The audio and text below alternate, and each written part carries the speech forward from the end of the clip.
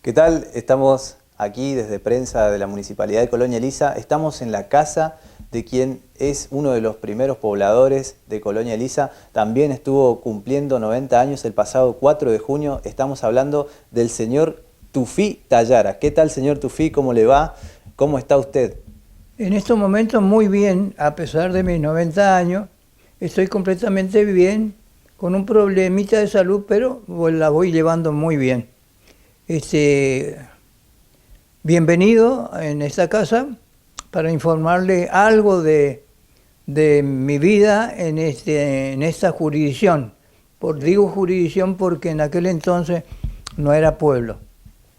Bueno, muchas gracias por recibirnos, Tufí. Bueno, queríamos simplemente que usted nos contara para dejar constancia de cómo fue su experiencia, su vida. Y acá también estamos viendo que tiene algunas planillas, algunas carpetas que usted va a ir contándonos de qué se tratan. Bueno,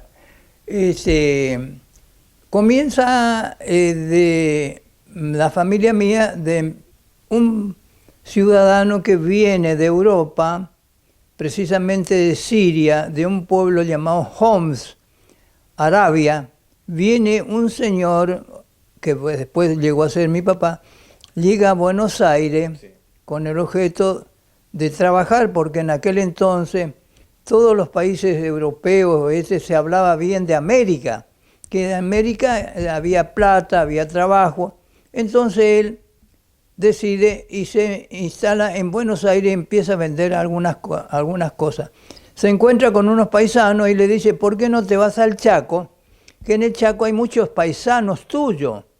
Ahí te van a ayudar y te van a dar mercadería para vender. Efectivamente, viene al Chaco, viene a Resistencia, se encuentra con los paisanos y le dan mercadería de tiendas y entonces él toma el tren del Ferrocarril Central Norte Argentino y baja en Lapachito. En Lapachito él traía en su poder un atado de ropas para vender. En aquel entonces no había valija, no había bolso, sino era un pedazo de lienzo atado de las 4 puntas cargado en el hombro. Recorría toda la zona de Lapachito y hasta llegar en una jurisdicción que le llaman La Verde, en unos campos que ya habían habitantes, precisamente por la estación que se instaló en Lapachito, llegaban gentes a vivir ahí. Y entonces, recorriendo, se encuentra con una familia llamado de apellido Gómez. Esa familia había sido, en esa casa existía una chica que estaba de paso, que llegó después a ser mi mamá porque se enamoró de esa chica y ¿qué hacía? Seguía vendiendo hasta que por último se entera que en esa jurisdicción estaba instalado en los militares, en un rancho del viejo Fortín, donde permanecían la tropa de militares para amansar los indios de esta zona.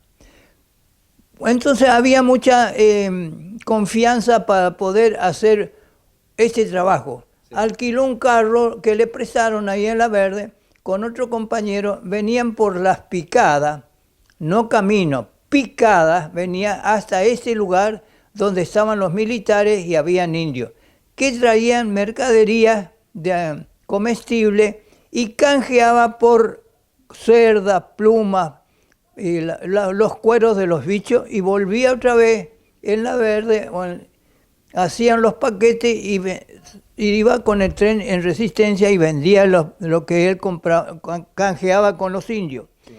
Así sucesivamente fue pasando el tiempo, pero en el año 1915-16 el gobierno de la nación argentina anunciaba y daba y ofertaba tierra a los que querían habitar, porque esta era una zona inhóspita. A partir de La Verde, por acá, que después se llamó Colonia Elisa, hasta toda esta zona, por ejemplo, Unida, La Garcita, la zona de Roca, todo era zona inhóspita. Sí. Entonces solicita papá un terreno y le dan 100 hectáreas de acá a 1 kilómetro, donde actualmente se realizaban festivales hípicos, ¿no es cierto?, de caballos. Ahí le dan 100 hectáreas. Entonces ya viene con mi mamá y habitan en esa zona. Sí. Año 1915, hacía la misma operación. Le canjeaba por mercadería, iba a la Pachito y vendía en Resistencia. Pasaban los años, en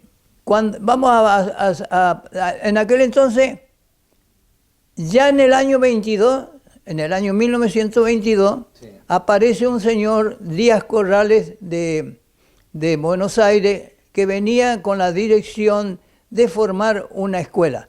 ¿Por qué ella iba a formar en la escuela? Porque en el año 17, en el año 18, en el año 19, ya venían familia, porque a pesar de los lotes ya venían los Pereira, que le dieron la legua 49, ya la legua 50 tal, y la legua que nos pertenece a nosotros, donde estamos hoy en este momento, es la legua 52. Ese pueblo tiene 500 hectáreas, quiere decir tenemos media legua, y la otra media legua es de Salto de la Vieja. Todas estas personas que llegaban a ese lugar que no era pueblo todavía, venían por el lado de Fortín Aguilar, porque por Fortín Aguilar hay una estación. En esa estación bajaban la gente y empezaban a venir hacia Salto de la Vieja. Los Pereira ya venían por ahí para ubicarse acá, los Rinesi también para ubicarse acá. Los Senger que venían ya habitaban ahí y ya como estaba loteado, la gente venían ya a ubicarse en sus lotes. Claro. Así sucesivamente, llega en un momento dado los Novo, por ejemplo, don Justo Novo, que es vecino nuestro, también vivió en Salto de la Vieja, casualmente la hija mayor nació en Salto de la Vieja. Ellos compran media legua, las 52 pertenece a Elisa y las 52 en Salto de la Vieja compra Justo Novo con López Álvarez. Ese López Álvarez canjea la tierra de él con un señor Adolfo Ortiz, que es el bisabuelo del que tiene el negocio aquí en la esquina. Ahí empezaron a vivir, toda esa gente empezaban ya a ubicarse acá. Pero vamos a llegar en el año 1928, todas esas personas, Rinesi, Novo, eran personas instruidas y forman la comisión de fomento. ¿Eso fue un año después de su nacimiento? No, antes todavía, porque yo nací en el 27. 27, claro. Bueno, entonces habitan toda esa gente acá y forman la comisión de fomento. Al formarse la comisión de fomento, ya vienen los ingenieros a hacer ¿cómo se llama? Cuando uno hace la marcación para el pueblo. Ajá. La marcación por el pueblo. Ese pueblo tiene 40 manzanas, rodeado de quinta. Es media legua, 500 hectáreas. Y empiezan a ubicarse. Entonces mi papá, que vive en el monte, allá supuestamente en donde se realizan las fiestas hípicas, viene y solicita 25 metros donde hoy estoy viviendo por 100 donde está Ortiz. ¿Hasta dónde está? Perfectamente. Mis hermanos, que todos nacimos allá. En el 20 nació el mayor, en el año 1920. En el 23 nace mi otro hermano, en el 27 yo y en el 30 mi hermana. Cuatro hermanos. 4. Los mayores venían a la escuela a pie de allá, ¿Dónde era la escuela? ¿Dónde era la escuela? Te voy a mostrar. Mirá, ahora me va a empezar a mostrar. El viejo Fortín. ¿Se ve bien? Esto que está acá sería el viejo Fortín. Es donde vivían los militares. Ajá. En el año 1907 estuvieron hasta el año 1917 y se retiran de acá, ¿me entendés? Acá. En el mismo lugar donde está la escuela 114, en la misma forma. Es un rancho que lleva galería porque las paredes son de adobe, de tierra, de barro. Ajá. Entonces las galerías le cubre a las paredes para que el agua no los gaste al barro, ¿me entendés? Sí. Bueno, Entonces de ahí, cuando en el 22 ya teníamos la escuelita, se creó la escuela, en el 24, 25 ya viene el primer director, ya viene el primer director de la escuela, y mis hermanos venían a pie a esa escuela. Sí. Cuando ya se hizo la mensura, vuelvo otra vez a decir para atrás, donde ya vinimos a vivir acá, en esta esquina, y comienza la edificación de la parte de atrás hasta llegar en la esquina. Ya entonces yo y mi hermana teníamos 6, 7 años, ya entramos en esa misma escuela, Ajá. en ese mismo rancho. En ese mismo rancho. Porque ese rancho se demolió en el año 1948 para hacer la edificación de la nueva escuela que se inauguró en el 52, esta escuela. Perfecto. Mis hermanos, cuando nacieron, como acá no había ninguna institución, ni juzgado de paz, no existía nada de eso, absolutamente. Lo único que se había creado es la comisión de fomento. Entonces mi papá tomaba el caballo y se iba a este pueblo, ¿cómo se llama? Después de Laguna Blanca, Colonia Popular, se iba a caballo a anotarnos el nacimiento de mi hermano, del otro hermano, el mío y de mi hermano. Claro, ahí iban al registro civil de allá. Sí, no había registro civil, había un hombre que tenía un libro así, anotaba, ¿me entendés? Cuando inauguramos el cine en el año 40, mi mamá me preparó un cajoncito con un cordón acá en el cuello para vender caramelos, de 12 años. Pero a los 14 años ya el negocio alquilado era una tienda muy grande. Mi papá le dijo a esta gente, yo dejo a tu fía acá que aprenda lo que es el negocio. Entonces yo me dormía allá, a la mañana temprano venía acá con ellos, pasaban los años y ya tenía 17 años y era un joven ya con un conocimiento profundo de lo que es un negocio. Claro. La acompañaba a esas personas que eran mayor de edad. Y así siguió los años. En el año 47, 45, ¿a dónde me tenían que enrolar? Tenía que ir en La Verde a enrolarme.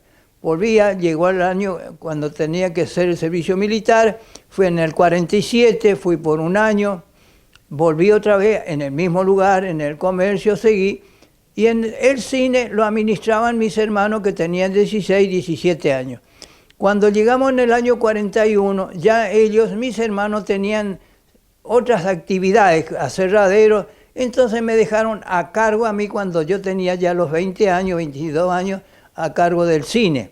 Así que yo administraba el cine que llegó a ser de mi mamá porque en el 51 falleció mi papá.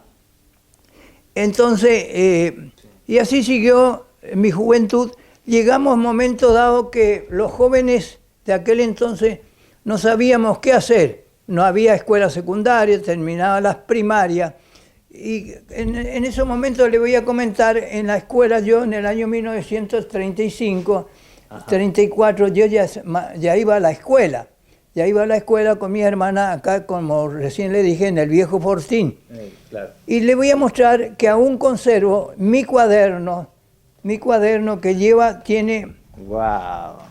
En el año 1935 lo guardé a ese cuaderno. Mirá, dice, carpeta de actividades perteneciente a Tufita Yara, año 1935, primero superior, equivale a segundo año, dice. Ahí tenés.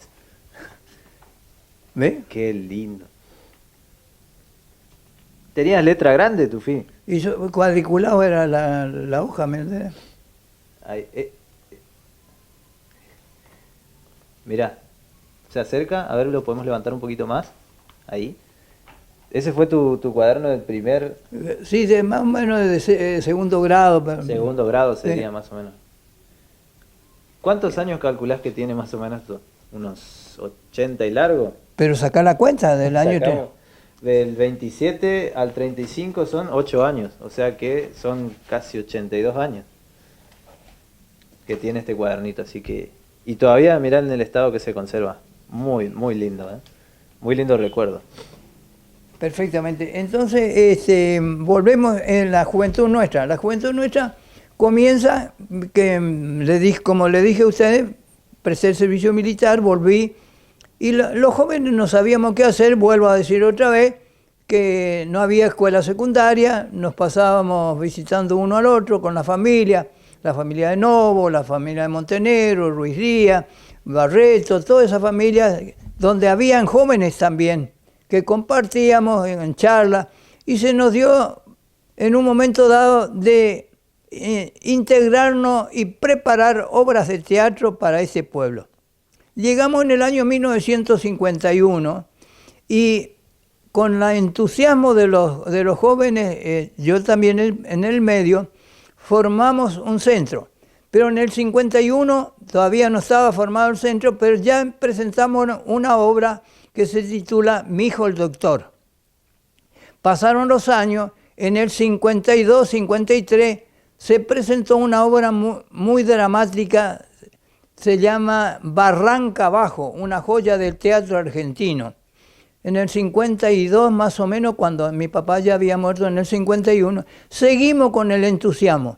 Seguimos y ya teníamos conocimiento profundo cómo se armaba un escenario, con los telones de boca, los bambalinas, claro, los rompientes, los apuntes, los traspuntes, y empezamos con obras que llegamos en un momento dado a visitar a los pueblos vecinos, llámese La Escondida, llámese La Verde, llámese La Unida, los pueblos más cercanos, íbamos con nuestra pequeña compañía de teatro, sí.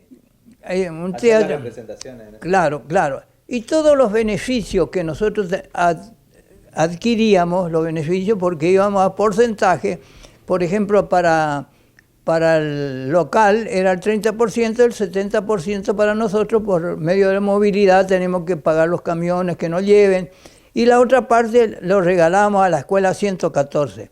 Ese era el trabajo nuestro en aquel entonces.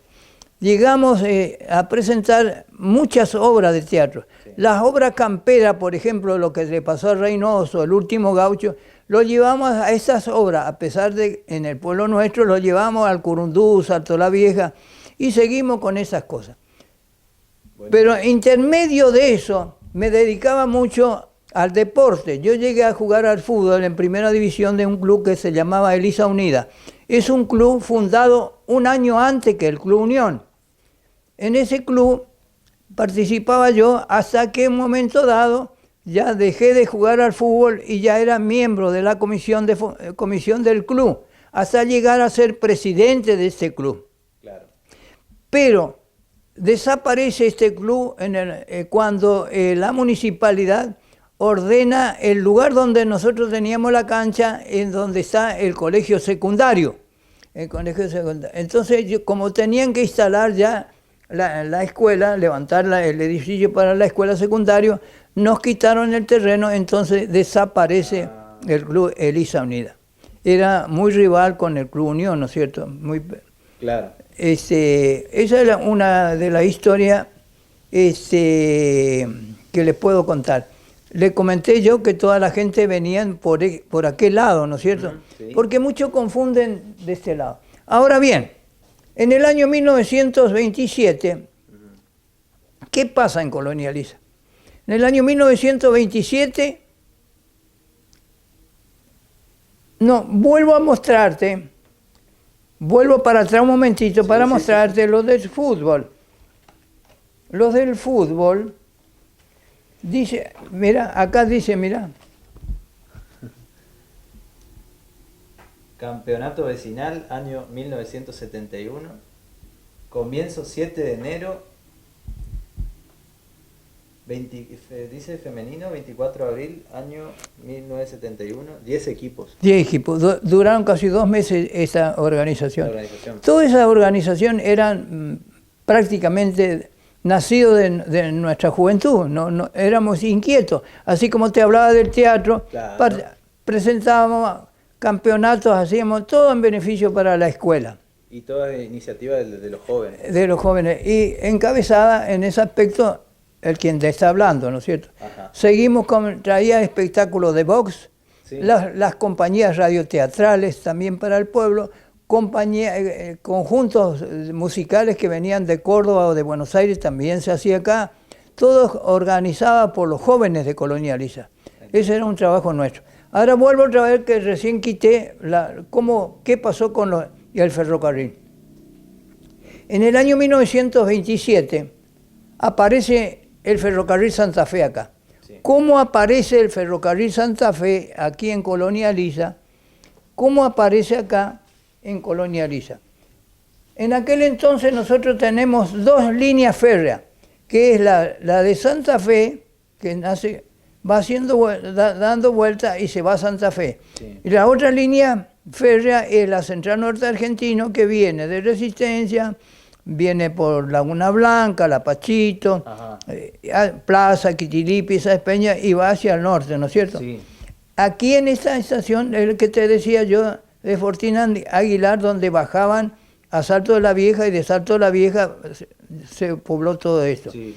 Pero en el año 27, por iniciativa seguramente de Noetinger Le Petit, que quería instalar una fábrica de tanino, acá usted conoce acá cerca, entonces Sí.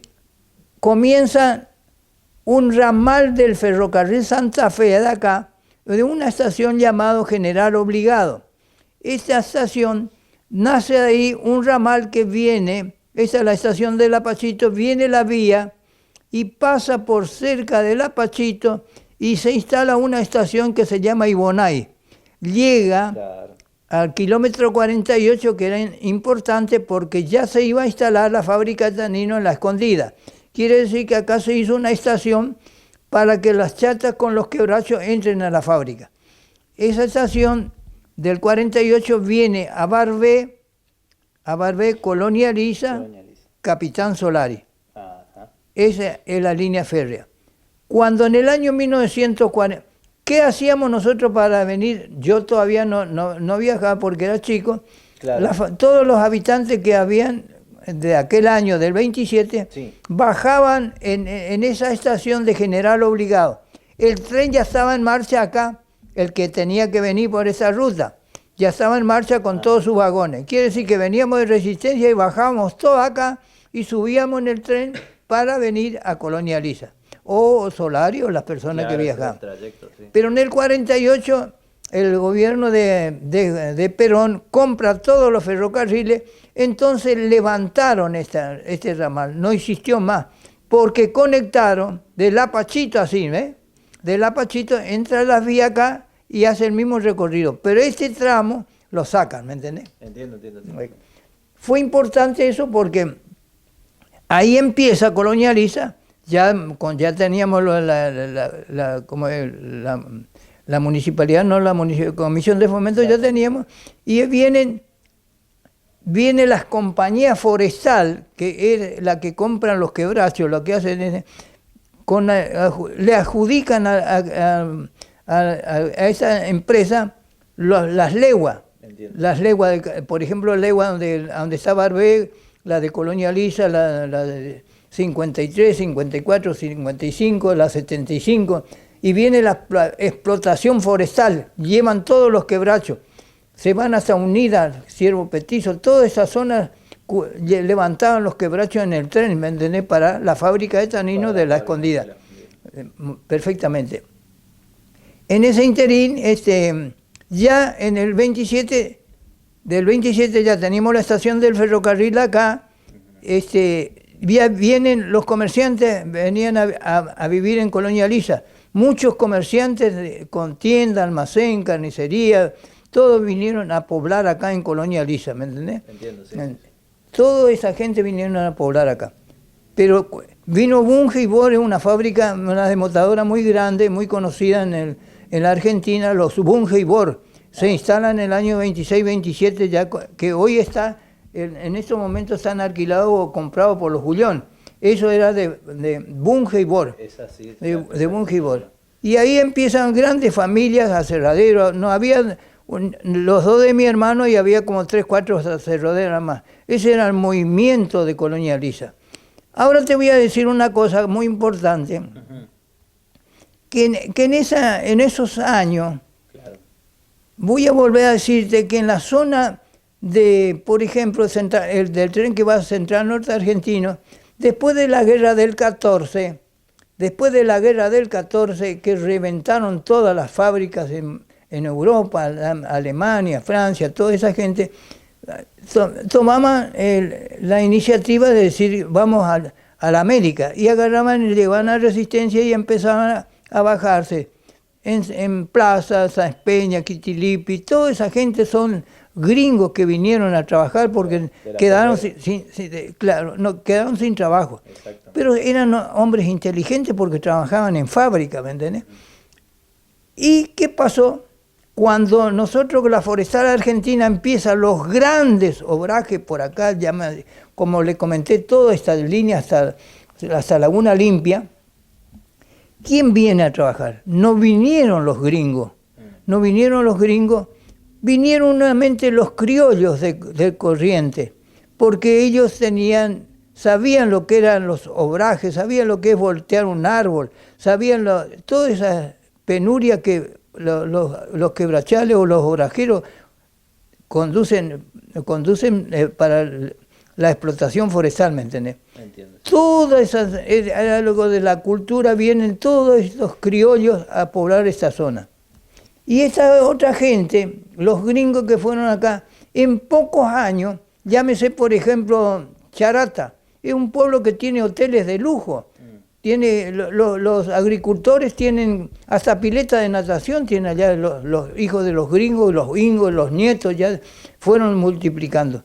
Y nosotros quedamos en el tiempo, porque los criollos, vuelvo a decir, es cultural esto, porque no tenían esos conocimientos. Claro. No tenían. Fíjate vos que los gringos cuando llegaron ya tenían, por ejemplo, una máquina moledora de maíz. Y ya tenían los cerdos, que mataban los cerdos y ponían la carne dentro de las latas, ¿me entendés? Entre la grasa guardaban. Claro. En cambio nosotros, los criollos, teníamos el mortero. El mortero es un palo así como un tronco, con un hueco en el medio, en la boca del tronco, con un palo para picar. ¿Y qué picábamos nosotros en aquel entonces? El charque seco que cuidaban los criollos. Tenían carne de vaca colgado y seco. Entonces ellos machacaban acá y hacían las comidas. No solamente la carne machacaban, sino los maíz para hacer harina, para hacer las comidas. Así que fíjate vos el atraso que tenemos. Este pueblo creció, pero habitacionalmente, porque acá no hay ninguna industria, no quedó nada.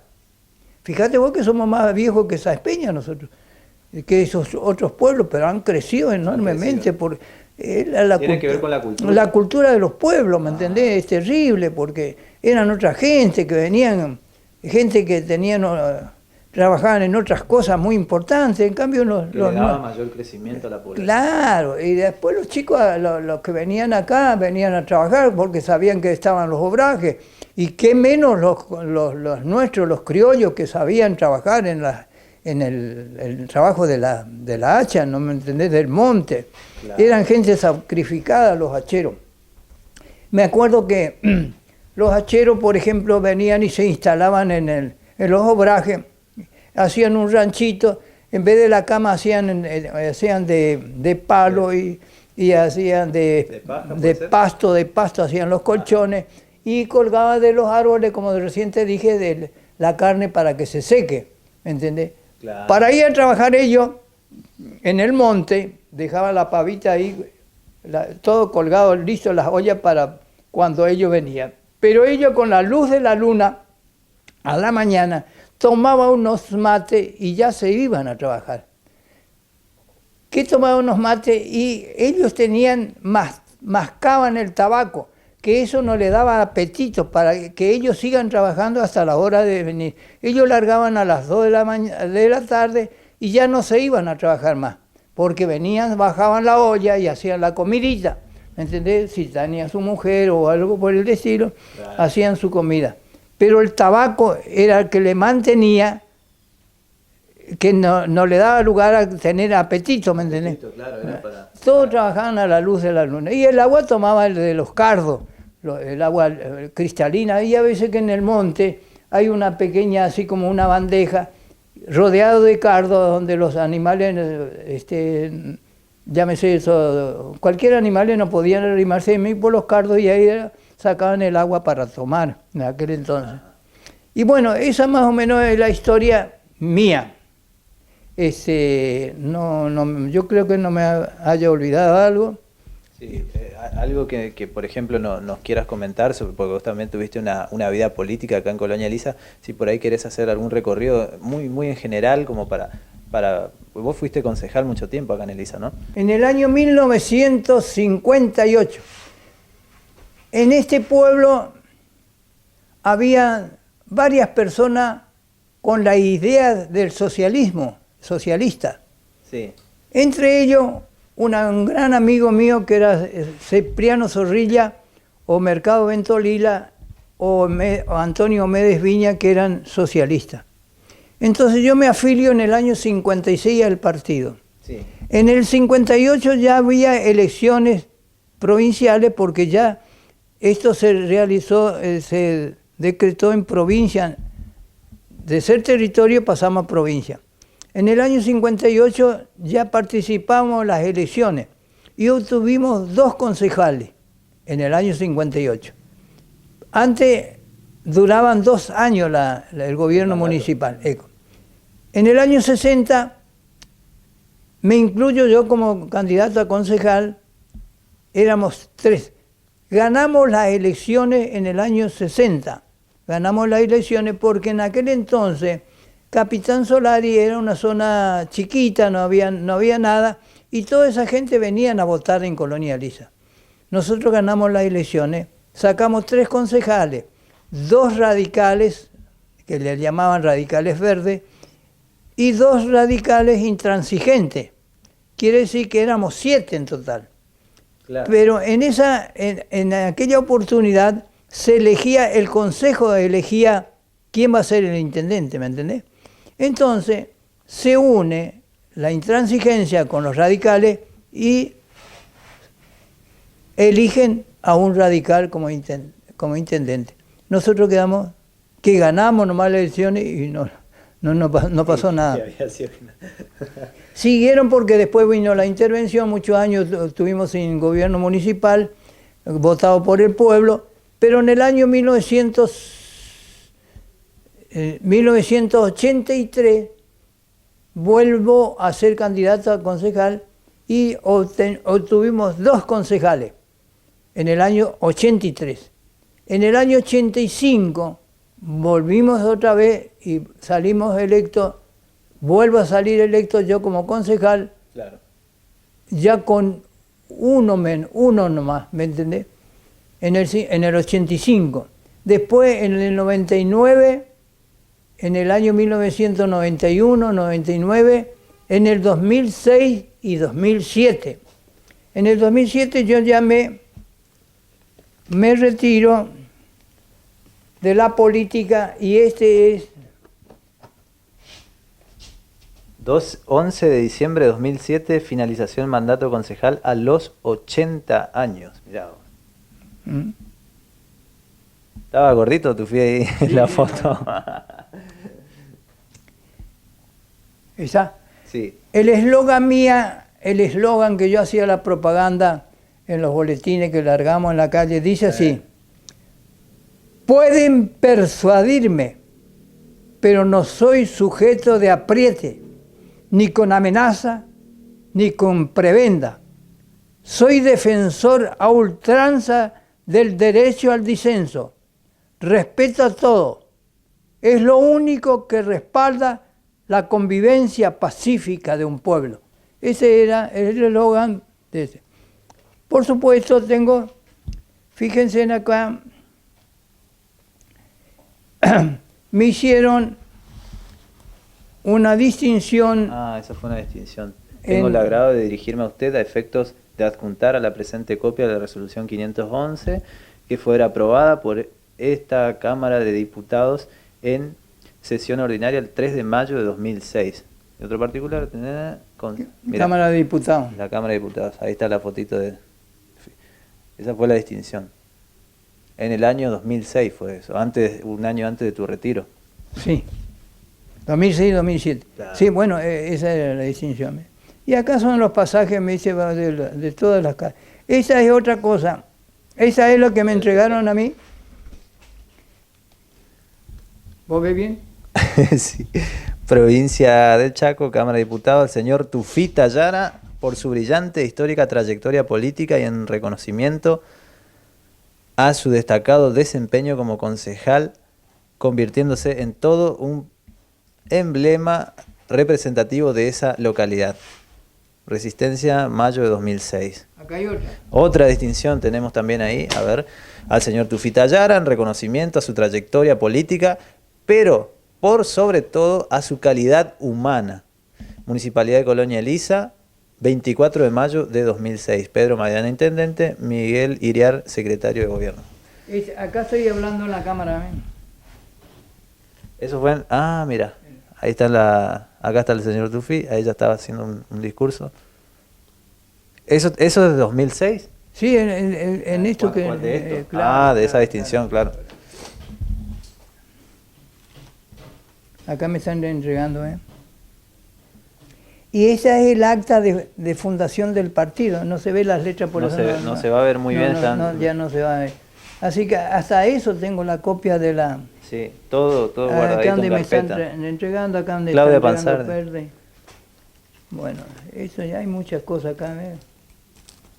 Homenaje a Tufita Mirá. Yara, vemos un montón de fotos. Cuando yo iba a asumir como concejal, hicieron una gran fiesta, me hicieron en el pueblo. Mirá, acá estamos brindando, estamos todos Pedro Maidana estaba de intendente, hizo una gran fiesta porque yo integraba en el consejo. Mirá esta foto. Era yo muy amigo de Maidana, mirá. Con el señor Mario. ¿Cómo fue tu relación con el señor Mario? Muy bueno, muy buen hombre, muy buen hombre. Me quiere mucho el hombre. Yo le di la oportunidad para que él comience la política. Sí. Ya te voy a leer el pedazo. Bueno, acá está ahí con el señor. Eso fue en la plaza, mirá cómo era la plaza antes. Acá también hay una... ¿Qué estaban tomando acá, Tufi? Coca. Un vasito de coca. Pensé que estaban tomando algo raro.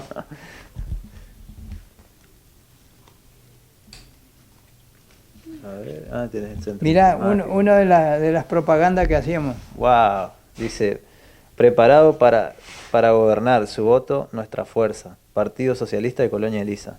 Tufita Yara, intendente, decía, wow. ¿Este sos vos, Tufi, el que está Sí. acá? ¿Está? Sí, está. ¿Está? Te voy a mostrar una cosa. Bueno. Cuánta sorpresa, Tufi. A ver, de un diario. Esto que le voy a mostrar, nadie de Colonia Elisa sabe de la historia de Mario Maidana. Mario Maidana llega de su pueblo natal, que es Catamarca, llega a Colonia Elisa buscando trabajo. Pasa por Resistencia, por la Junta de Educación, y le dan un trabajo en Colonia Elisa. Viene con una valijita a trabajar acá.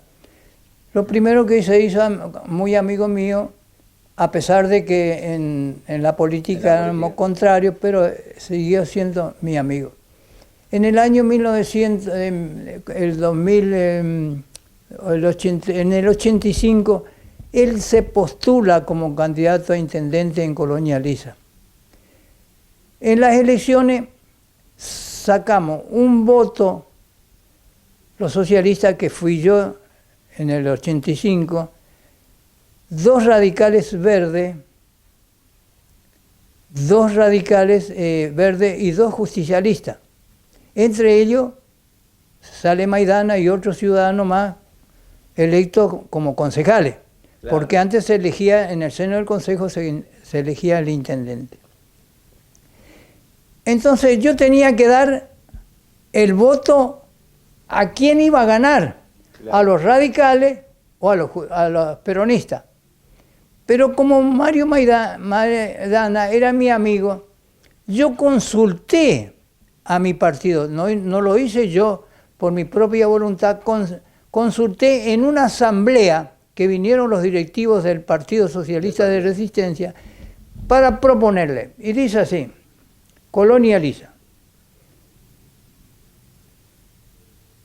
El Centro Socialista de Colonia Elisa ratificó su posición de dar mandato a su representante electo de apoyar en el Consejo Municipal al justicialismo, respetando la voluntad popular. La agrupación política deliberó con la presencia del secretario general del Partido Socialista, Raúl Rociani, y de numerosos afiliados. Ante el último resultado del acto eleccionario, el representante partidario votará por el justicialismo, quien postuló para intendente a Mario Maidana y obtuviera 771 sufragios a favor contra 639 de la Unión Cívica Radical y 385 socialistas. Con esta resolución señala un comunicado partidario, el Partido Socialista reivindica una vez más el respeto a la voluntad popular expresada en el voto ciudadano al margen de los acuerdos de dirigentes que no siempre expresan la verdadera voluntad del pueblo expresada en los comicios. Fíjense ustedes que ahí comienza siendo intendente de Colonia Elisa Maidana, claro, y siguió siendo hasta llegar ahí a ser... arranca su carrera política. Pero, ¿gracias a quién?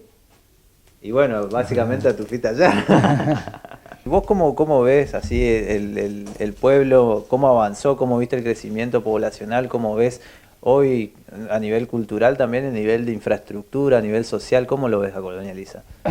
Yo creo que en ese aspecto avanzamos mucho porque fue una inquietud muy importante de Pedro de conseguir todas esas cosas que en bien de la juventud, porque hoy ya anteriormente, como yo te decía anteriormente, claro, no podíamos nosotros ir a estudiar en ningún lado. Iban los pudientes, alguna familia acá que llevaban sus hijos a estudiar en Resistencia, pero eran muy pocos. Y hoy tienen la oportunidad los jóvenes, que es importante tener un estudio para trabajar, porque si vos no tenés una profesión ya en estos momentos, no tenés trabajo. Hoy en día se necesita estudiar. Por eso yo muchas veces les aconsejo a los chicos que no dejen de estudiar, que tienen que recibirse de algo para el futuro. Es importante, así que en muchos aspectos eso.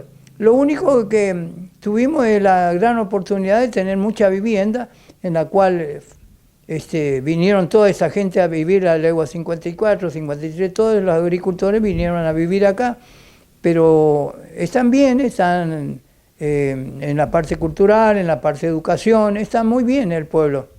Ha crecido mucho y tenemos muchas cosas nuevas muy importantes para la juventud. Lo que yo le relaté a usted era la vida mía. Sobre vida y obra de Tufita Yara. Pero acá nosotros tenemos la historia completa. Ajá. La historia completa. Se compone en 6 capítulos. Que esa historia es importante porque, como ustedes van a ver, en los 6 capítulos encierra la introducción, tiene el departamento Martínez de Oz, cómo se compone. Así se llamaba antes de departamento Sargento Cabral. Exactamente. Colonia Elisa. Primeros pobladores, que tengo los cuadernos de los primeros pobladores. Como recién te dije yo, que acá llegaron muchos criollos, yo tengo la lista completa de todos los habitantes que vivieron en la legua 54. Todos son criollos. La legua 65, todos son criollos. La de Barbet, todos son criollos. No hay ningún gringo. Dice, la organización institucional, el gobierno local, comisión de fomento, el municipio. Venimos arrastrando toda esta historia. ¿Cómo comenzó? ¿No es cierto? Sí. La comisión de fomento y la municipalidad. Segundo, origen y evaluación de otras instituciones. El juzgado de paz, ¿en qué año se fundó? ¿Quién fue el primer juez? pasamos. Registro civil. ¿En qué año se fundó y quién fue el primer que tuvo a cargo el registro civil? Tenemos la policía. ¿En qué año vino la policía? Y todos los que sucedieron, los empleados que estuvieron en la policía. La iglesia, completamente cuando era capilla, hasta en estos momentos está la historia completa. Sí. Pasamos en el tercer capítulo. Actividades económicas. Explotación forestal industrial. La explotación que dije hace un rato de donde se explotaron el quebracho de la forestal argentina. Agricultura y ganadería. ¿Quiénes son los primeros los agricultores que habían acá y los ganaderos que habían acá? Y después el movimiento cooperativa, porque acá se formó, después de Bunge y Bor, que trajo la desmotadora, se formó una cooperativa agrícola limitada de Colonia Elisa, donde su primer presidente era Norman Onfield. Y después iban sucediendo otros, y esa cooperativa se fundió por varias cosas. Muy bien. En el cuarto capítulo, transporte y comunicaciones, red vial, ferrocarriles, correos y telégrafo. ¿Quién fue el primero jefe de correo que hubo acá? El teléfono. ¿Quién fue el primer encargado de Entel en Colonia Elisa? Después tenemos atención de la salud. ¿Quién fue el primer médico que llegó en Elisa y el primer farmacéutico que llegó a Elisa? Después tenemos el sexto capítulo, cultura y educación, la enseñanza primaria, otras instituciones culturales, teatro, folclore, asociaciones civiles. Conclusión. Esos tienen todos los capítulos que tenemos en este libro, ¿me entendés? Claro, iba a contar. Después tenemos la división departamental del año de 1902 al 15, división departamental del año 15 al 53 y actual definición departamental. Lo que sería el sargento Cabral, sí, ahora. Es muy lindo. Muy lindo para revisarlo. Digamos. Sí, esto es una joya que esto. Ahora, hace un tiempo esta parte, sí, lo único que hago es recibir la visita de usted, de los alumnos de la escuela secundaria, primaria y terciaria, que vienen porque a los alumnos le dan un trabajo de investigación, ¿me entendés? Un trabajo de investigación, claro. Y ellos recurren acá así. Para buscar... sí, en qué año, como dije recién, en qué año... tuvimos el teléfono acá, y quién fue el primero que atendía el teléfono, y quién fue el primer jefe de estación, el jefe de correo, el médico, esto. Todo eso le dan trabajo de investigación y vienen hacia acá. Hasta vienen de la escondida también, le mandan los profesores, vienen de la escondida hacia acá. Bueno, esto ya se había mostrado, esto que pasó en... ¿Podemos mostrarlo? No, eso es lo que pasó en el... Eso es lo último. Esto fue el reconocimiento. Sí, el gobierno de la provincia del Chaco en reconocimiento a don Tufita Yara por su gran aporte al crecimiento del pueblo de Colonia Elisa, y ahí firma don Mateo Capitanich, vicegobernador, y el ingeniero Oscar Domingo Pepo, quien es el gobernador. Eso fue el 2 de junio de 2007, que era en conmemoración al 112 aniversario de Colonia Elisa. Bueno, correcto. Bueno, y a estos chicos que vienen acá, vienen a grabar y vienen a sacar fotos. El trabajo que ellos llevan de acá, ellos me hacen, me regalan el trabajo de ellos, ¿entendés? El trabajo de ellos vienen y me regalan a mí, ¿me entendés? Ah, claro, o sea, todos los trabajos, toda la investigación que ellos hicieron, me regalan a mí para tener. En este fíjate vos, que el profesor Carneiro de la colonia de la Escondida. De la Escondida era un profesor que enseñaba historia. Y le dice a una de las chicas, mirá, el trabajo que yo te di, deja nomás. Yo quiero que vos me hagas un trabajo en Colonia Elisa de la vida de Tufita Yara. Y dice así. Este es el profesor, ¿ve? Claro, sí. Este es la escondida, ¿ve?